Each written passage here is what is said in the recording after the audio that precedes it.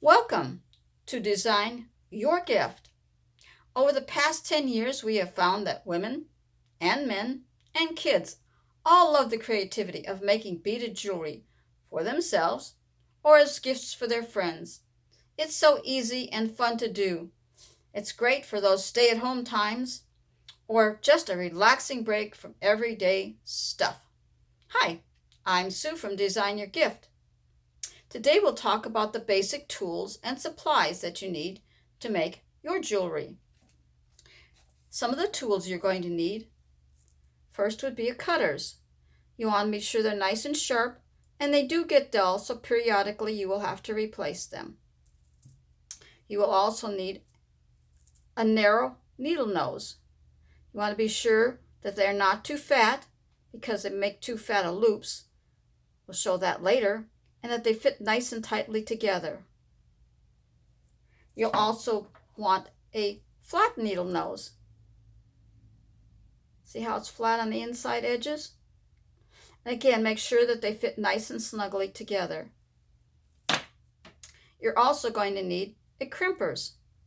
The crimpers has little notches in it, and you want to make sure that the holes are not too big, or they won't crimp your crimps tightly. And we'll talk about that in another lesson. So you want the nice little holes, and you want them to fit snugly together also. Some of the other supplies you're going to need are various kinds of flex wire. We never use string or thread. They are way too susceptible to body oils, perfumes, and hairsprays, and they break so much easier, and they just don't last.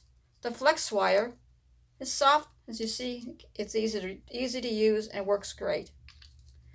It comes in fine, which is great for making things with tiny beads or pearls. Medium is great for most of your jewelry. Most things we can make with the medium flex wire. You'll also need heavy if you're using very large beads or heavy stones. You also want, if you're going to make stretchy bracelets, you want the Stretch Magic. That's great for making the stretchy bracelets like the ones I'm wearing. You can get all of these at most craft or bead supply stores or online at firemountain.com. That's one of them. Next time, we'll talk about the many kinds of beads for your designing fun.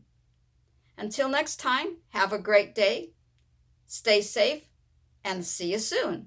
Bye-bye.